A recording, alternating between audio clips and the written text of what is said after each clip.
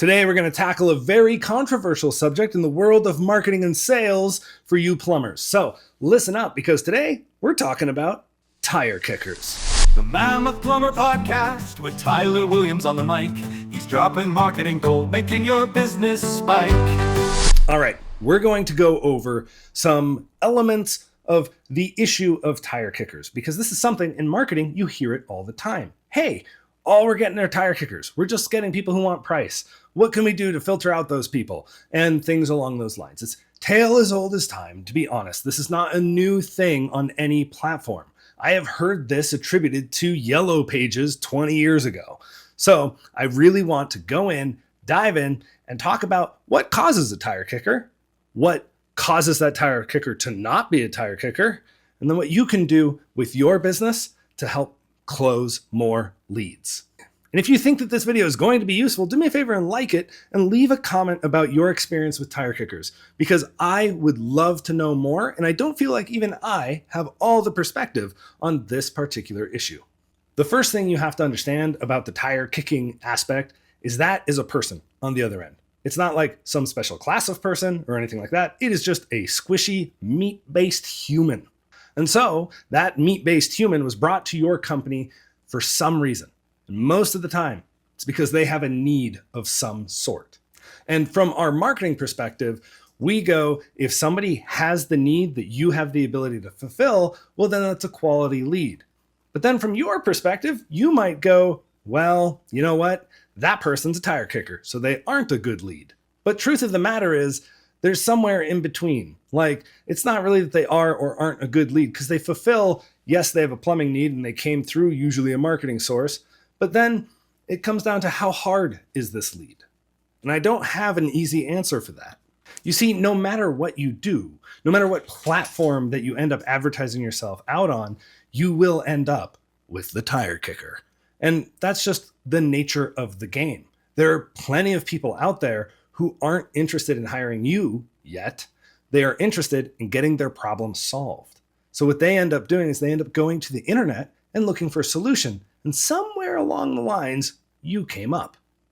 And it's at that moment that you have to realize that your company's reputation starts being a factor. Now, they might call you because you showed up first, but if you have next to nothing in reviews, of course, they're going to look at you and go, well, maybe I should ask the price first. And then you get the call, and it becomes a price problem. But imagine if they saw you with 2,000 reviews and everybody else had 200. That changes the framing of that price, because now you're more reputable and you're more trustworthy. And the branding that you do in the marketplace also carries this trust. If they recognize your van, your logo, if they've seen you before, if you've been a player in the community, if they've seen yard signs, if they've seen stickers, if they've seen other forms of advertising, they have a tendency to trust you more.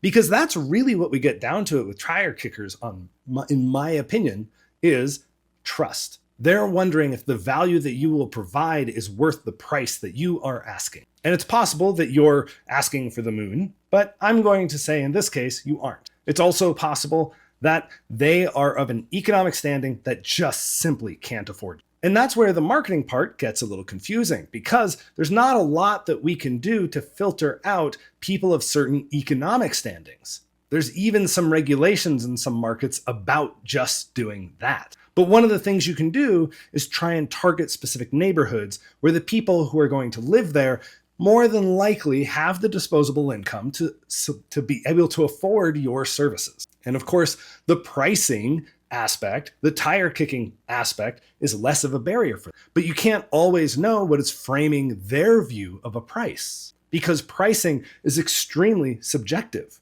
When I was a child, I lived in Bethel, Alaska for a while. And there, milk was $10 a gallon. And then you move to Fairbanks, where I live now, and it's $2 a gallon. Was one a ripoff and one a steal? No, because the logistics of the living inside of a place like Bethel meant everything was expensive.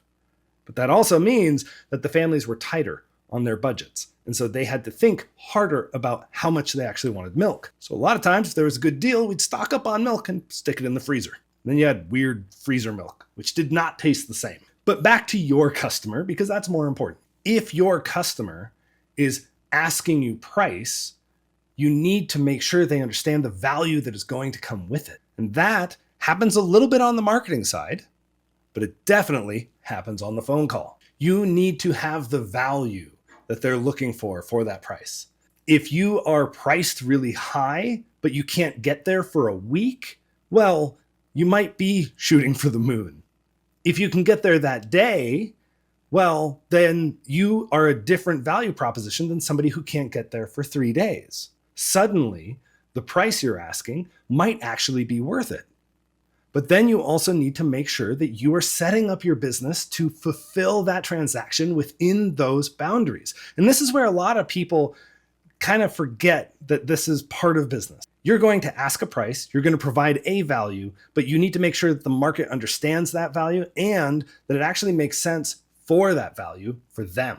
Now, another thing that plumbers often make a mistake of is pricing their stuff too low, especially early days. Like for you companies who've been around a while, yeah, you kind of got this locked in. But for guys who are just starting, you're often looking at your business as if you were a freelancer, and you can't do that. You have to price for the future. And that future includes having enough revenue to hire other people, having larger bills, including your marketing spends. So there's a lot wrapped around this. You can tell I've covered a lot already. But let's circle back around to the phone call. That person calls, they ask the price. And a lot of you will say, hey, we can't give price over the phone. It's really hard because we don't really know what we're stumbling into every time we do a job. So why don't we come out and take a look? And then you have somebody who may or may not take you up on your estimate. There are companies who do fine charging estimates. There are companies who have a really hard time charging estimates. That's going to be a little bit of a company and a market issue. So I can't really advise you on that. Honestly, some of this is trying things and seeing what works within the confines of your market, your business,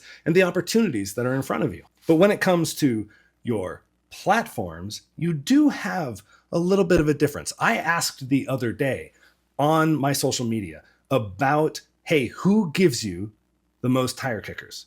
Out of everyone, the one that came up the most was Angie's List. Then we had Thumbtack. And then we had Google Local Services. Now, some of you will perk your ears up at Google Local Services because you'll be looking at it and you're like, no, Google Local Services is amazing for us. It's the best lead source out there. But then in another market, all they get are tire kickers. Now, I could make the blanket judgment that, well, it must suck over there for them. But what if the company actually isn't as good at accepting the lead for tire kickers as you are? That is a very real possibility. It's another factor.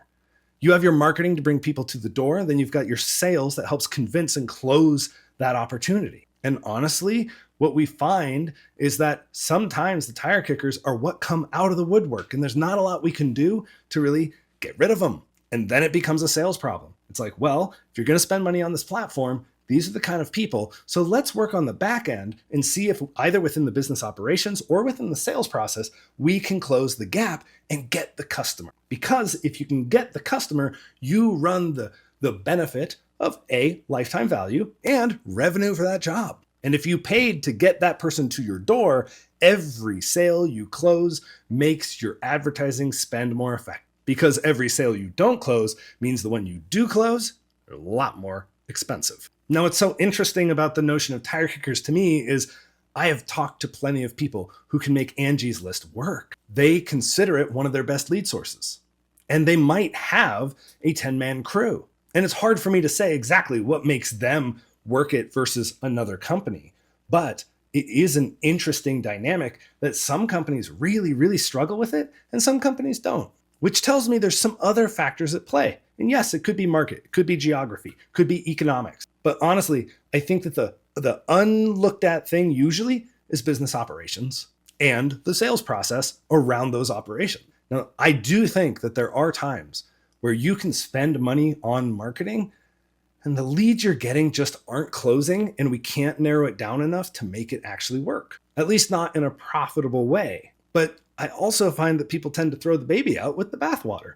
And before they actually do the work of trying to optimize every leg of the journey for the customer, both in the marketing and the sales side, and the customer support, and the word of mouth, and the reviews, they're just saying, stop it, it's not working. And part of business, honestly, is coming up against problems. Business is nothing but a series of puzzles that you solve. And the minute that you solve one of them, you start going, oh my God, there's another one, and it's bigger, and it's right after that one. And once you embrace that, then you truly are a businessman, in my ideal. When I first started dealing with my own business, I was like, holy cow, these problems are so huge and massive. Then a couple of years later, dealing with the same problems, I'm like, whatever, that's just a thing. We'll just deal with it, move on. And you'll find the same thing. But when it comes to your sales and marketing, that problem solving, it still exists. Like, there's no guarantee that you're going to get a good or a bad lead out of any platform. Whether it's LSA, whether it's Google search ads, whether it's Facebook ads, like, you get leads. And then whether or not you close them is kind of up to the ability of you and your team. So to bring it back to the tire kickers, what I would implore you to do, and what I would be interested in hearing back from all of you, is after working through your sales process, do you find that you can actually work on those tire kickers? Because remember, a tire kicker has a need. And here's an example of an action that you can take that probably most of you aren't. Somebody calls your business. They ask for the price. You ask what the problem is. And then you know that they have a need. Next thing you know, they're like, nah, I'll go call the next guy. Cool. Lucky them. But then what ends up happening is a half an hour later, you end up calling them back and saying, hey man, I just want to be sure that you were taken care of. Did any other company answer the phone? Because I can tell you, a lot of plumbers don't even pick up the phone, which means that person stays on the hunt. And if you come back with the prize kill, well, they have a good chance of closing for you versus anybody else. And that's what I mean by salesmanship. Salesmanship is truly caring about the customer. It's truly going the extra mile to make sure that they're going to get their need met. And you got to think about what that does to your reputation in the long run. Even if they go with somebody else, if that service is bad, but they understood that you cared, well, then the next time they have a problem and you give them a price, you have a much higher chance of turning that person who's somebody else's customer into your customer. And that's one of the ways that I would look at tire kickers. So I hope this was useful and helpful and an interesting sort of analysis of this problem that you run into. Please let me know what you think. I want to know your guys' situations because I want to be able to analyze them for you, adjust my own beliefs, as well as help you work through some of these issues that end up popping up almost for everyone at some point along the journey. And if you want to talk to my team, you can find more about me. We've got consult links scattered all across the internet, especially in the YouTube descriptions. But you have a good one and close those leads. Want to grow your business? Here's the plan. Go to TylerWilliams.net and be the top in the land. Now let me tell you the epic tale of how Tyler Williams became the marketing man. His story begins when he was just a year-old lad. His mother needed a plumber, but their ads were so bad. The house flooded and sank, and young Tyler was mad. Swallowed by the earth, into the abyss they fell. He blamed the bad marketing that led them to this hell. At 1 year old, he vowed to the stars above he'd harness marketing power and give plumbers some love. He's Tyler Williams, the marketing baby. From tragedy he rose to bring plumbers joy. With a vow to the stars and a plan in his hand, he's the one who'll save them, the marketing baby. 10 years later, he set out on a quest to find ancient secrets that would make him the best. He tamed Mark the Mammoth and rode the wilderness fast, fighting bland campaigns, leaving them in the past. In a glowing cave with lights so bright, he found a dead wizard clutching tablets of might. For 30 long years, he studied those stones, deciphering marketing secrets that shook him to his bones. He's Tyler Williams, the marketing boy, imbued with power, turning pain into joy. With fire in his eyes and stone-carved campaigns, he brings plumbers the truth to ease their pains.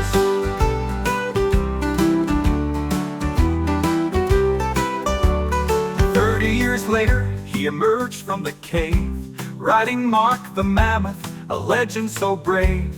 Back to Alaska with tablets in tow, he chiseled new ads ready to make them glow. His campaigns were epic like discovering fire. Plumbers would soar, lifted ever higher. He hit the launch button, the world wasn't prepared. Neighborhoods flooded with jokes, as Tyler declared. After 40 long years of learning marketing power, the baby became a boy, the boy became a man, and now Tyler Williams finally became the fabled marketing man. He's Tyler Williams, the marketing man, bringing plumbers out of the Stone Age as fast as he can. With jokes and memes, he blankets the land. Soccer moms swoon, it's all part of the plan. Now Tyler roams the world with boldness and might, crafting campaigns that set everything right. He's bald, bearded, with glasses in place, laughs at his jokes, but they're never out of place. With a smile and a wink, he launches the show. His ads are dumb, but they make plumbers grow. He's the marketing man, with campaigns so grand, bringing plumbers out of the Stone Age as he planned. So when you see Tyler, remember his quest. He's the marketing man who's simply the best. Bald and bold, with a mission so grand. He's Tyler Williams, the marketing man.